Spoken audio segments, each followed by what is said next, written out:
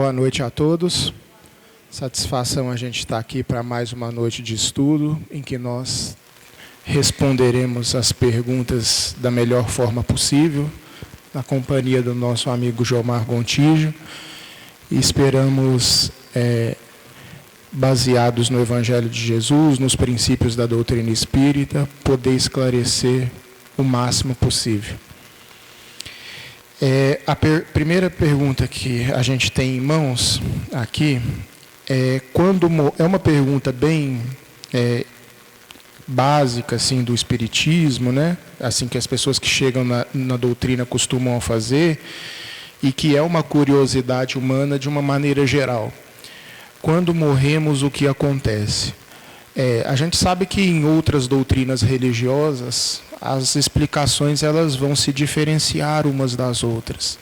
Existem explicações mais tradicionais, né, vinculadas à Igreja Católica, existem outras explicações vinculadas ao protestantismo, aos evangélicos, às correntes de religiões orientais. Cada uma delas vai trazer uma explicação para nós. Em essência, como todas elas correspondem ao espiritualismo, aquilo que a gente chama de espiritualismo, todas elas vão falar de um mais além, né? Todas elas vão ter um ponto em comum, que é a continuidade da vida. A imortalidade da alma é um ponto em comum a todas elas. Porém, a doutrina espírita, ela nos esclarece com mais complexidade determinadas nuances da vida espiritual, determinadas regiões da vida espiritual. André Luiz, ele descerra para nós muitas informações de todo um aspecto social, de como é que funciona a sociedade na vida espiritual, porque Allan Kardec revelou o mundo espiritual não com tanta riqueza de detalhe como André Luiz desdobrou na lavra mediúnica do Chico Xavier, né? André Luiz ele colocou o mundo espiritual, né, heterogêneo, porque no livro O Céu e o Inferno, Allan Kardec ele conversa com espíritos que afirmam estarem em regiões diferentes, ou seja, o mundo espiritual não é homogêneo. Mas Allan Kardec ele não teve tempo de trabalhar mais informações, e talvez não fosse nem o momento, porque a gente sabe que muitas das obras de André Luiz, quando chegou a conhecimento das pessoas, causou uma espécie de perplexidade para aqueles que leram, né? Então talvez não fosse o momento de Allan Kardec trazer informações mais complexas e mais detalhadas acerca da vida espiritual.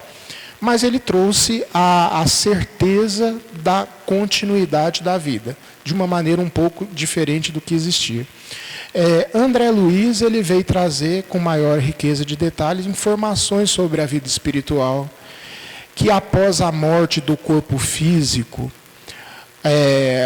há a continuidade da vida, né?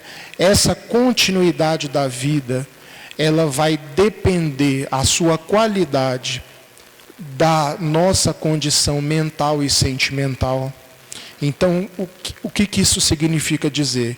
Após o momento em que a gente abandona o corpo físico, através de um processo que a gente chama de morte, a gente imediatamente vai ser magnetizado para uma dimensão espiritual correspondente àquilo que a gente cultiva, em termos de pensamentos e em termos de sentimentos. Se o apego é muito, a gente nem para dimensão alguma é magnetizado. A gente já encontra dificuldade até mesmo para abrir mão do corpo físico. Então a gente sabe que nem todo mundo abandona o corpo físico de imediato, devido ao apego às questões da vida material. É por isso que Manuel Filomeno de Miranda, que é um espírito que se comunica pela mediunidade do Divaldo Pereira Franco, em uma das suas obras ele fala que todos morrem, mas nem todos desencarnam. O que isso significa dizer? Morrer né, no conhecimento popular, é abandonar o corpo, né, é você, de certa forma, cessar as atividades biológicas. O desencarnar já é você abandonar muitas questões, abandonar muitas atividades correspondentes à vida material, à vida na carne. Então, por isso que ele fala que todos morrem, mas poucos de nós desencarnamos, devido a esse apego que a gente ainda tem à vida material.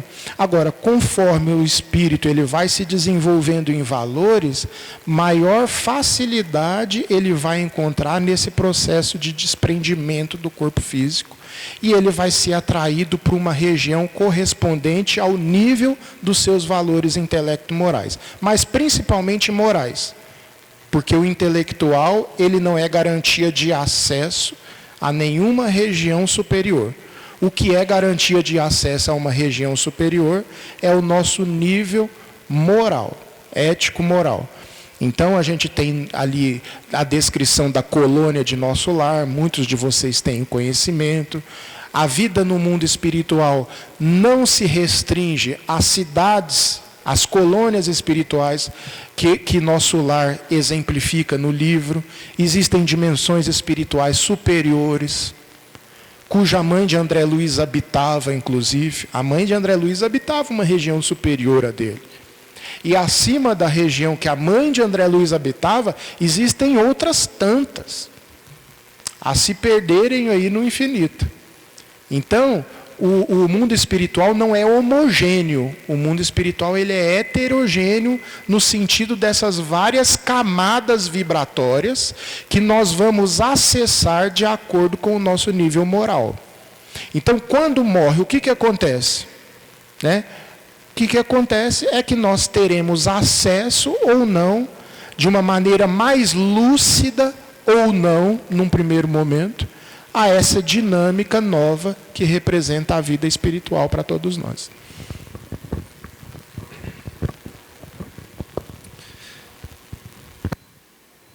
Boa noite a todos. Uma alegria estar de novo nessa casa para a gente poder refletir junto sobre temas tão importantes para nós, né? Nós, espíritos humanos. Não corpos humanos, mas espíritos. Eu gosto muito desse estudo de pergunta e resposta, porque tem a oportunidade de vocês perguntarem e tirarem as dúvidas de vocês. Então, o Arnaldo falou aí no começo, tem os voluntários, é só vocês fazerem um sinalzinho e vocês podem fazer as perguntas. E nós vamos dar prioridade às perguntas de vocês aqui hoje. Porque essas que nós estamos lendo, veio de outro dia, não foram respondidas e veio para nós.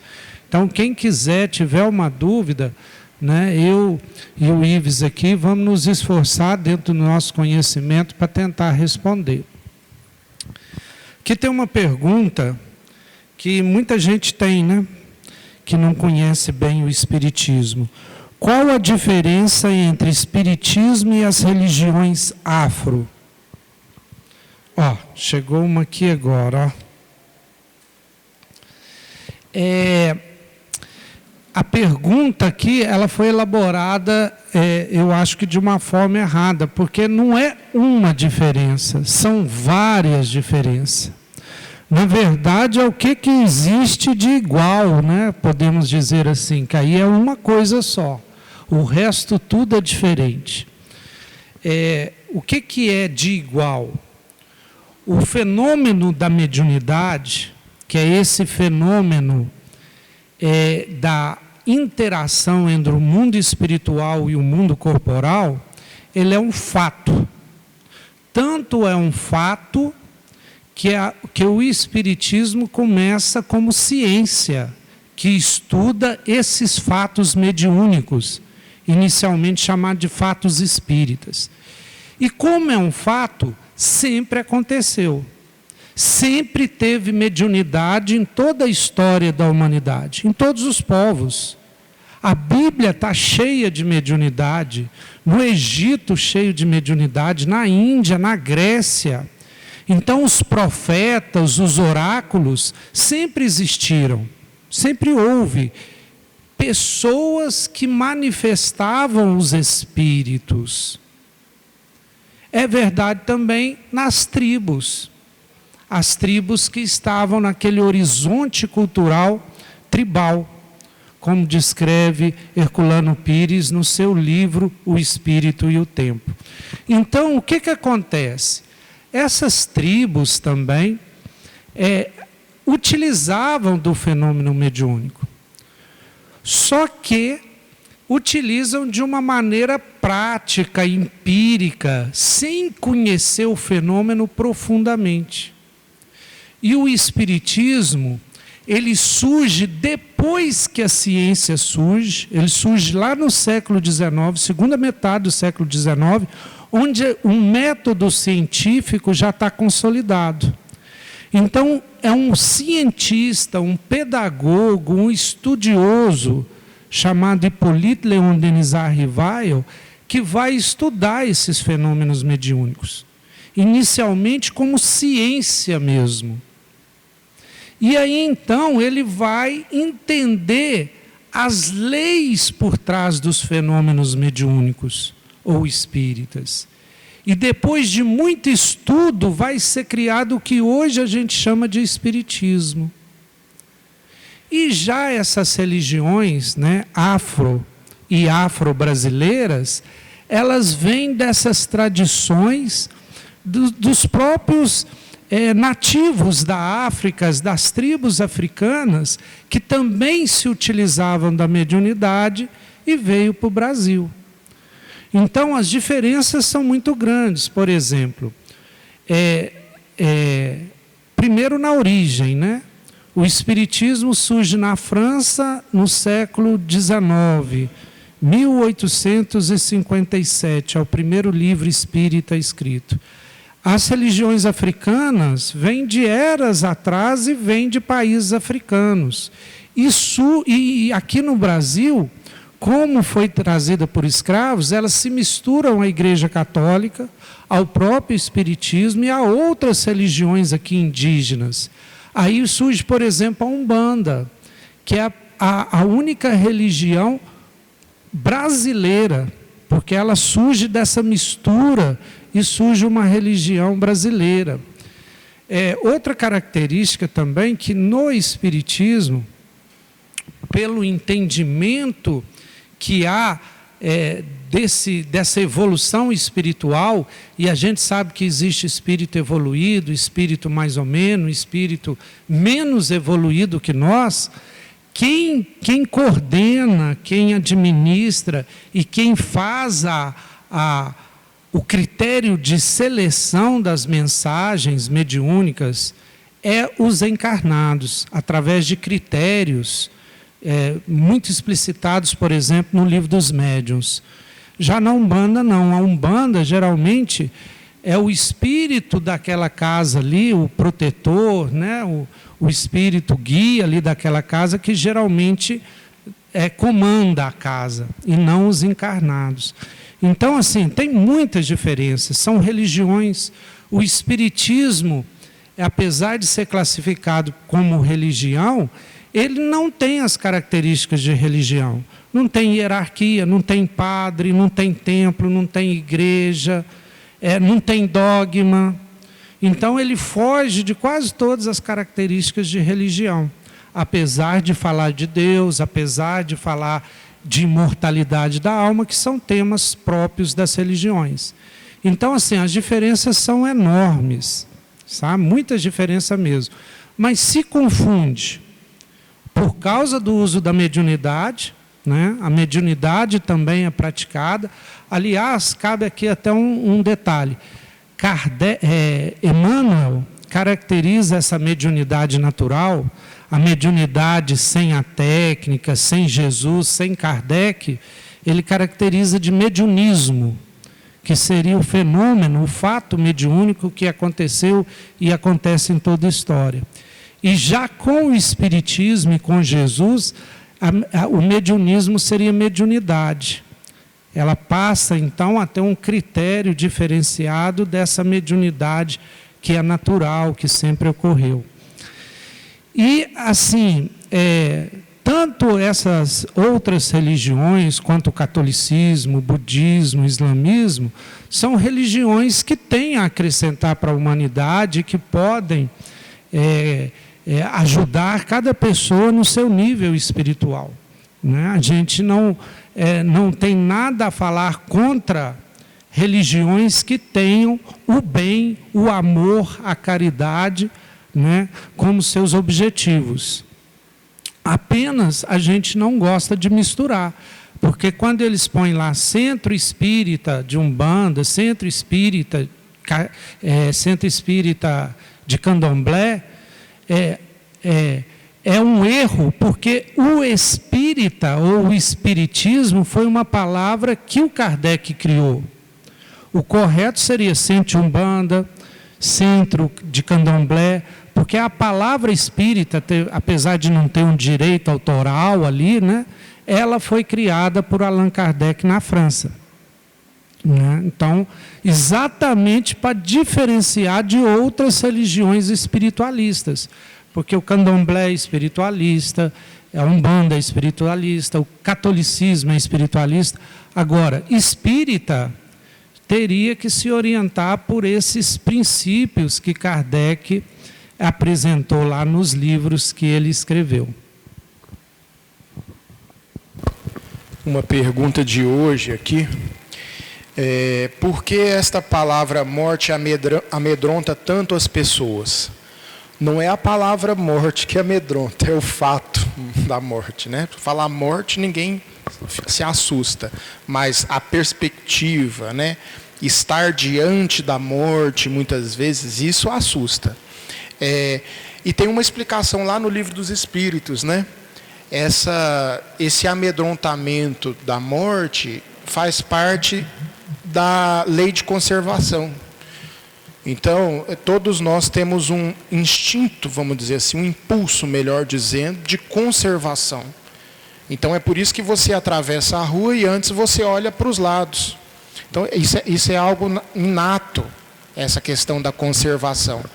Então, numa certa medida, esse amedrontamento diante da morte, ele significa, de certa forma, uma extensão, em algum nível, dessa conservação, a fim de que você tenha uma maior, não valorização da vida, mas um maior impulso de preservar a sua encarnação. Porque se todo medo da morte ele fosse abolido, talvez esse impulso de preservação ele ficasse comprometido. Então é por isso que a lei de conservação, ela de certa forma nos dá, vamos dizer assim, um certo amedrontamento. Agora, não é só essa razão. Existem outras razões que fazem com que as pessoas se amedrontem diante da morte. Uma delas é a fé vacilante que a gente ainda tem, né? A incerteza se nós vamos ser entregues ao nada absoluto ou se vai ter continuidade mesmo. Por quê?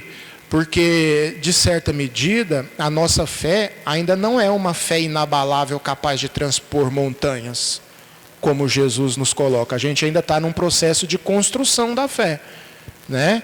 E a gente ainda está numa fase de muitos questionamentos, de incerteza, de uma fé ainda muito vacilante. Então isso também causa um amedrontamento diante da morte. A perspectiva, né, no nosso imaginário da separação eterna dos nossos entes queridos, a perspectiva disso é um fator apavorante para nós, né? A perspectiva do nada, né, do mergulho no nada absoluto, é uma coisa muito apavorante para nós. Apesar de André Luiz, em certo momento da sua estada no mundo espiritual, ele afirmar que preferiu nada do que estar na região que ele estava ali comendo pão que o diabo amassou. Ele falou assim, gente, eu preferi o nada do que essa situação que eu me encontro. Então ele chegou, daquela região que ele se encontrava, ele chegou a preferir o nada do que aquilo. Só para a gente poder ter uma ideia das várias camadas no mundo espiritual. Camadas inferiores, camadas intermediárias, camadas superiores, que são os chamados campos vibracionais, que correspondentes às mais diversas regiões espirituais. Então tem esse fator também. Não só a questão da conservação, que até os espíritos mais evoluídos têm essa conservação, tá, gente? Vira e mexe, eles chegavam perguntando para o Chico Xavier como é que ia ser o desencarne dele. Aí ele falava assim, eu espero que seja muito bom, porém eu não tenho pressa nenhuma. Então, quer dizer, ele também tinha esse impulso da conservação, que é algo natural em todos nós. Aí você tem a fé vacilante, que pode ser um motivo de amedrontamento extra, né? Um pavor diante da morte. Tem pessoas que chegam a ficar apavoradas diante da morte. Tem também a questão da consciência culpada. Isso é bom que se diga. A pessoa é carregada de consciência de culpa, muitas vezes ali na perspectiva de abandonar. Inconscientemente, ela intui que vai haver um ajuste de contas. Entende? E ela não está errada. Porque intuitivamente a consciência dela já sinaliza, tá próximo da gente acertar as contas.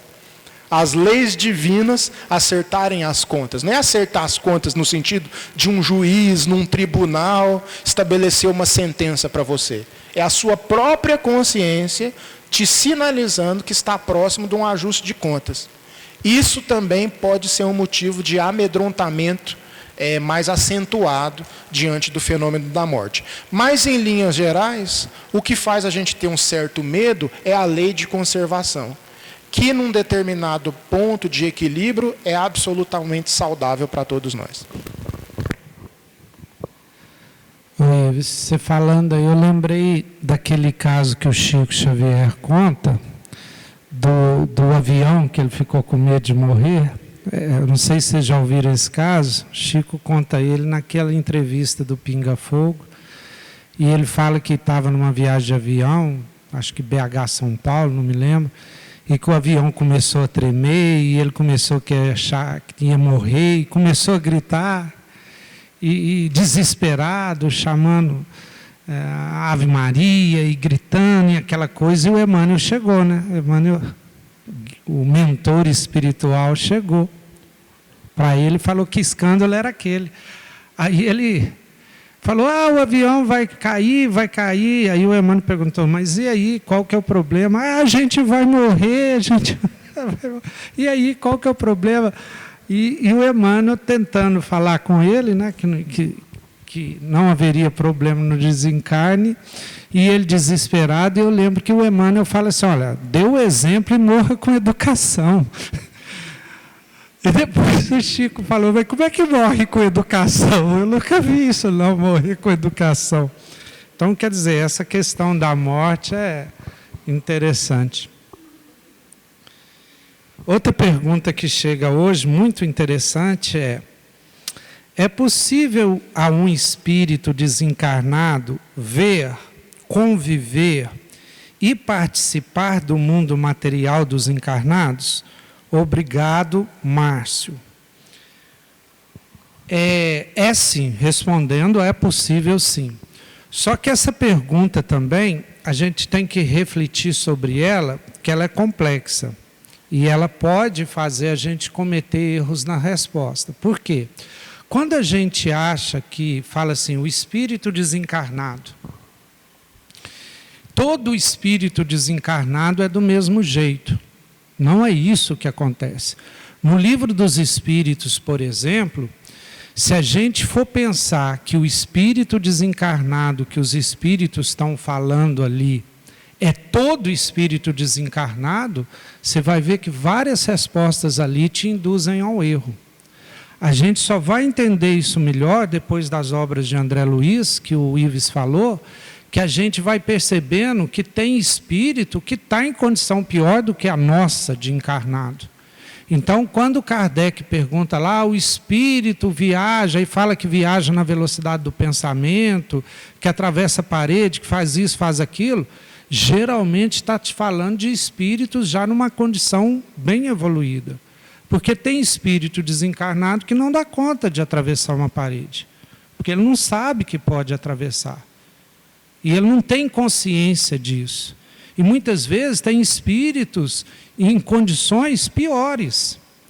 Por exemplo, Márcio, se a gente pensar num espírito desencarnado, naquela condição de ser ovoide, que o André Luiz também descreve, ele não faz nada, ele não vê, não participa, não convive. Ele está numa situação terrível, né? Talvez ele tenha que reencarnar para recuperar a condição de humanidade. Então, depende de qual espírito. Por exemplo, ver. A maioria dos espíritos conseguem nos ver, a não ser que estejam em algumas condições muito difíceis para não conseguir ver. Participar. Ele geralmente participa da nossa vida nos intuindo, conversando conosco através de nós mesmos numa sintonia mediúnica. Ele não dá conta de participar da nossa vida da forma que um outro encarnado participa. Então a participação dele é muito restrita ao pensamento, a não ser em algumas exceções. Como, por exemplo, através de um médium psicofônico ou psicográfico, onde ele transmite a mensagem, ele fala com os parentes desencarnados. Chico fez isso a vida toda. Ele foi um telefone que tocava de lá para cá e dando imensas provas da existência após a vida corpórea. Então, mas há tipos de espíritos também, né? E aí a gente lembra que André Luiz até carinhosamente os apelida de vampiros, que ficam conosco sugando as emanações daquilo que eles não conseguem fazer mais do lado de lá. Como sexo, como bebida alcoólica, como drogas, que eles já não conseguem do lado de lá, mas eles ficam pertinho de quem está fazendo aqui e de alguma forma recebendo aquelas vibrações. Então isso é narrado nos livros de André Luiz. Então a literatura, ela nos coloca diversas formas que os espíritos veem, convivem e participam do nosso mundo, por bem e por mal. Por bem e por mal. Agora, depende exatamente da evolução desse espírito, né, desencarnado. Isso que ele falou é interessante, de nem todos os espíritos terem as mesmas possibilidades. Eu me lembro ainda lá no livro Os Mensageiros, André Luiz descreve a cidade do Rio de Janeiro, né, e ele ali tendo o olhar espiritual. Aí uma cena muito curiosa do livro me chamou a atenção. Começou a chover na oportunidade. E aí o André Luiz ele descreve que ele olhava para a rua e ele via tanto os encarnados como os desencarnados, né? Naturalmente. Correndo da chuva e entrando debaixo das marquises. E aí ele descreve uma coisa que eu fiquei assim, eu até comecei a fechar a porta da minha casa com mais frequência, porque ele falou assim, as portas que estavam abertas, o espírito entrava para correr da chuva, e nem todos os espíritos eram iluminados, nem todos, aliás, a maioria dos espíritos aí não eram espíritos em condição espiritual inferior. Aí eu falei assim, tem que fechar a porta mesmo, né? Porque não é só o ladrão encarnado que pode entrar, é o ladrão desencarnado também, porque se o espírito ele ainda não entende que ele pode atravessar a parede, é porque ele está num grau ainda de inferioridade, correto? Então, é claro que ele vai precisar de uma porta aberta, muitas das vezes, para entrar, entende? Então, são as questões curiosas da gente poder refletir, né? Bom, vamos lá. Quando aconteceu o primeiro contato de um espírito com uma pessoa encarnada, onde ocorreu? Não sei, mas o que acontece? É muito antes do espiritismo, surgir enquanto doutrina codificada por Allan Kardec. Nós temos informações da Grécia Antiga, inclusive Sócrates se comunicando com Daimon, né, com uma consciência extrafísica, está lá nos livros dele. Muitos historiadores da filosofia não atribuem a um espírito, atribuem a uma parte da consciência do próprio Sócrates. Nós, como espíritas, temos uma leitura diferente desse daimon que Sócrates se referia, desse gênio que se comunicava com Sócrates. Os egípcios também, a tradição egípcia também tinha muito essa relação da mediunidade bem estabelecida com os mortos, né? Ali a consulta aos oráculos, né? Acontece desde muito tempo. Então, precisar o primeiro contato é muito complicado. A gente tem contatos que foram famosos, por exemplo, os 10 mandamentos de Moisés. Aconteceu muito antes do advento de Jesus. E os 10 mandamentos, ali no livro de pedra, foi um registro através de um contato mediúnico. Que Moisés, no caso, Gabriel, né? Anjo Gabriel, ali prescreveu aquelas regras basilares para uma sociedade daquele momento, mas que serve até os dias atuais, né? Os 10 mandamentos. Então, a mediunidade, ela permeia toda a história humana, né?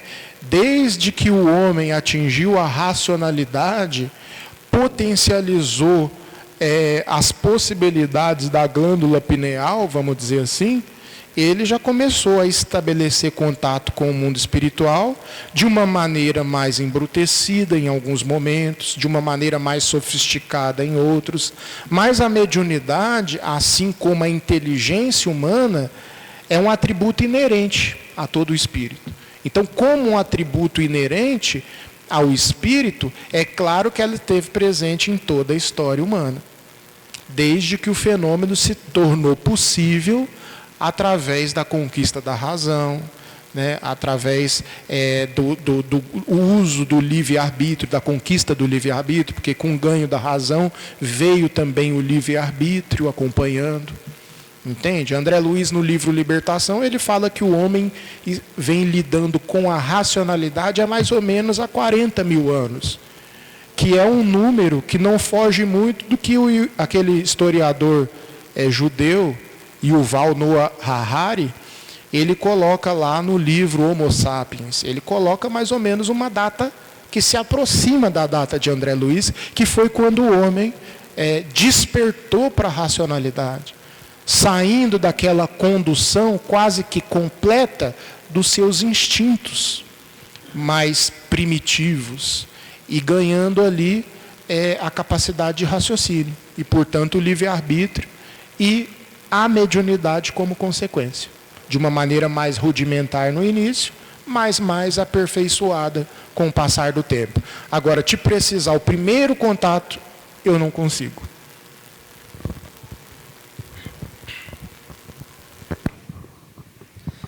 Essa pergunta aqui já estava aqui, aí a pessoa perguntou de novo, então ela está ansiosa para responder essa pergunta, eu vou ver se eu consigo ajudar. Às vezes me pego com as manias e gestos que minha mãe fazia quando estava encarnado. Por quê? Olha, muito provavelmente não tem aqui uma influência da sua mãe desencarnada. A influência dela foi feita durante todo o período que ela esteve com você em vida e principalmente no período que você era criança. Porque a criança ela vai aprendendo por imitação. Isso é o processo natural da criança ir aprendendo. Por isso a importância dos exemplos dos pais, sempre. É por isso que quando todos os erros assim e posturas que os pais têm, a tendência natural é dos filhos repetirem, tá? Inclusive emoções, raiva, atitudes, né, de violência ou não. Então isso é comum. Se a gente deixar, vamos dizer assim, o nosso inconsciente, o nosso instinto, essa parte infantil que ainda está em nós, nós provavelmente repetiremos o que a gente teve lá na nossa primeira e segunda infância. Isso é constatação dos psicólogos, né? Desde Freud até outras linhas mais modernas, essa constatação. Então, o que nós, seres conscientes, espíritos e espíritas, devemos fazer? Nos vigiar constantemente para que não repitamos os erros de nossos pais. Porque, de alguma forma, eles, mesmo estando mortos, nos influenciam. Não só como espíritos desencarnados, mas principalmente quando a gente era criança. Isso é parte da educação nossa. Então, se algum gesto, alguma coisa, a gente não acha apropriado, mas mesmo assim a gente faz, quando está agindo assim por impulso, quando não está pensando bem, né? A gente deve começar a nos habituar a fazer de forma diferente. Tá? Pode haver influência? Pode. Mas aí é um caso específico que não dá para a gente responder para uma pergunta assim, de forma geral, né? De forma geral, os psicólogos já informaram isso para a gente, que isso é normal de acontecer. E a gente tem que fazer um esforço muito grande para a gente não repetir as experiências com nossos filhos, assim como os pais fizeram conosco. Ou seja, a tendência nossa é repetir. Tá? Mas, como eu falei, não dá para responder especificamente. Que pode haver influência de desencarnado, a gente sabe que pode haver, mas não é o comum. EQM e viagem astral. Quais são as diferenças e as semelhanças? Então, na EQM e na viagem astral, existem algumas diferenças que são básicas aqui. Uma é provocada e a outra é espontânea. Essa é a primeira diferença. Então, por exemplo, a EQM, que é experiência de quase morte, é quando você sofreu algum acidente, você foi passar por alguma cirurgia, e aí você teve aquele tipo de experiência. Então, é algo provocado, né? A viagem astral é algo espontâneo, mas pode ser também conduzido, que é diferente. Você conduzir, o fenômeno às vezes ele é espontâneo, porém você consegue conduzir. Na EQM, você não tem a possibilidade de condução de si mesmo. Entende? Então, esse fenômeno, essa experiência de quase morte, você tem contato com a realidade espiritual de maneira provocada, seja através de um acidente, seja através de uma cirurgia ou de um perrengue qualquer que você esteja passando. E aí você tem aquele contato com a vida espiritual, você tem aquela experiência de quase morte, mas você não manda nas suas ações ali. Você é quase que conduzido por uma força maior que você. Porque toda vez que o indivíduo tem essa experiência, tem também algum propósito por trás de alertar aquele indivíduo para alguma coisa da vida dele. Então, isso aí é algo que acontece com a experiência quase morte, diferente do que acontece com o fenômeno de viagem astral. Porque no fenômeno de viagem astral, o indivíduo, através do desdobramento do corpo físico, ele tem um maior controle sobre as suas ações no mundo espiritual. Ou seja, ele tem uma maior lucidez, ele mesmo se conduz. Ele pode ter ali um fenômeno de viagem astral sem ter o controle do fenômeno, inicialmente pode ter. Mas conforme ele vai desenvolvendo as habilidades que ele possui dentro daquela experiência, ele vai desenvolvendo uma maior capacidade de controlar os seus passos.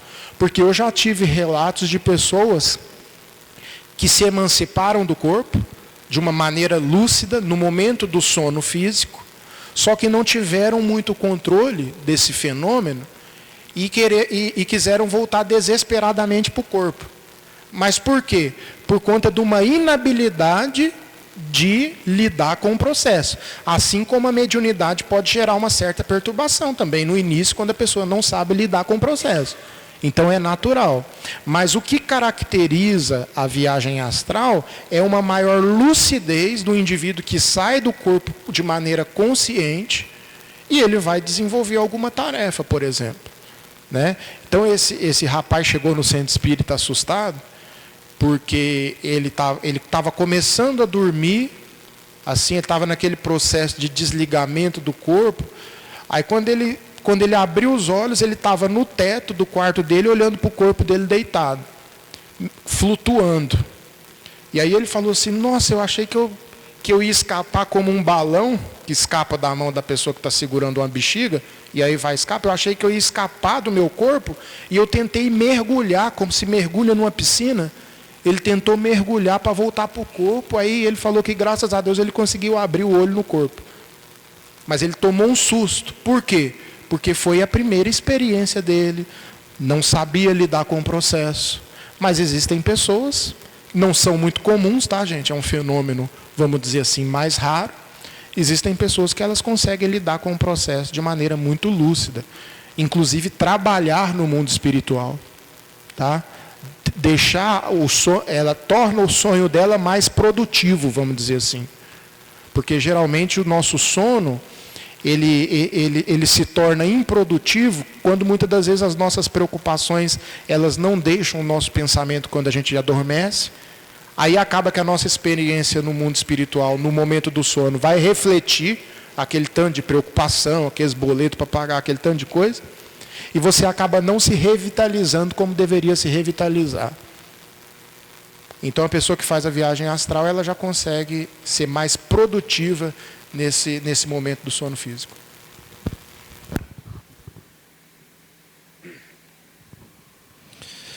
Uma pessoa pode, ao morrer, continuar nos acompanhando por não aceitar a perda e assim prejudicar? Rosana. Sim, Rosana, pode. E é mais comum do que a gente pensa, porque as pessoas muitas vezes não estão preparadas para desapegar da vida, desapegar dos filhos, desapegar dos parentes, né? Então, o exercício do desapego é o principal exercício que a gente deve fazer, porque tudo aqui é transitório, nada aqui é para sempre. Então, a gente tem que estar preparado, porque essa não é a verdadeira vida. A verdadeira vida é aquela de onde viemos e para onde voltaremos. Então, muitas pessoas que são muito agarradas aqui podem entrar nesse processo.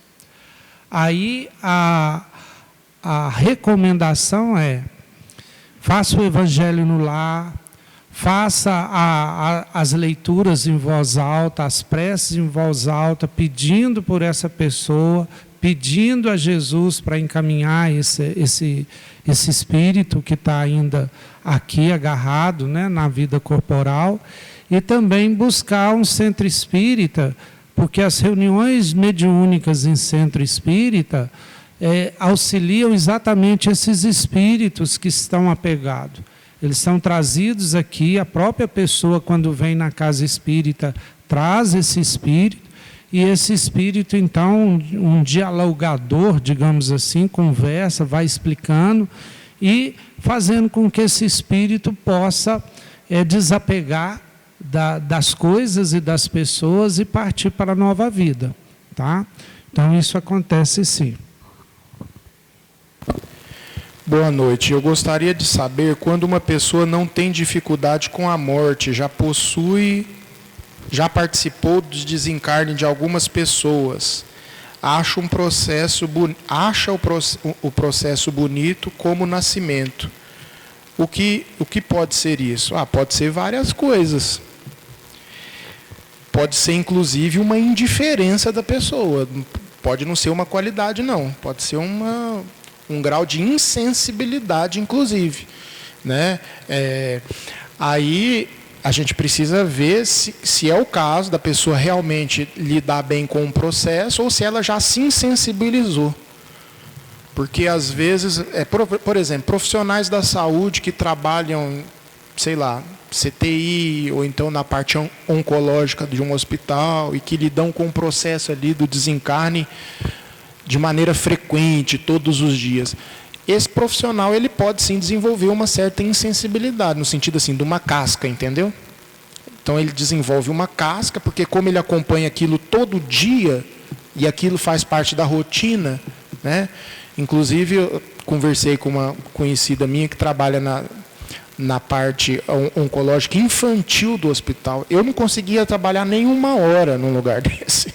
Nem por 5 minutos eu conseguiria ficar ali com crianças passando por determinadas dificuldades de saúde, muitas desencarnando. Eu não teria estrutura, entende? Mas eu não estou falando que eu sou mais sensível ou não. É porque muitas vezes o profissional ali inserido naquele processo, ele vai se, no bom sentido, embrutecendo, criando uma casca muito grande. Então precisa analisar se é uma virtude ou se é uma insensibilidade. Se é realmente um olhar espiritualizado da pessoa, que entende a morte como sendo ali, encara a morte como sendo igualzinho um nascimento. Isso me causa um estranhamento, porque a gente não está nessa condição evolutiva ainda. Isso para mim me parece muito mais insensibilidade do indivíduo do que uma certa virtude, tá? Claro que eu estou falando que de um modo geral, às vezes a pessoa é super espiritualizada e consegue encarar ali aquele momento de uma maneira diferente. Mas como o Jomar citou a história do Chico Xavier, até ele diante da morte deu uma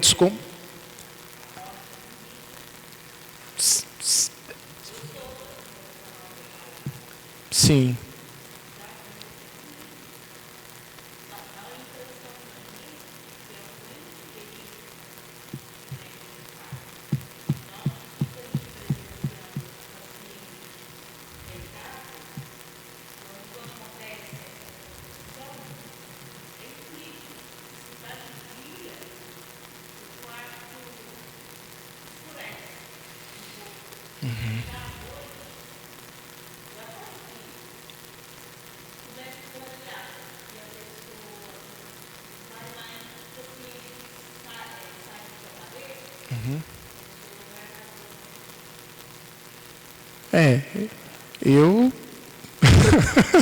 Eu tenho uma visão um pouquinho diferente, mas respeito o seu modo de encarar, né? Respeito ali o seu procedimento, eu respeito as suas percepções desse momento, entende?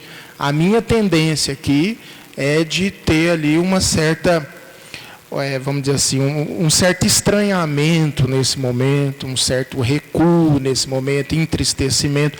Não consigo ver com tanta beleza assim. É claro que se a gente for analisar filosoficamente, né, é claro que existem várias perspectivas desse momento, vários olhares, né?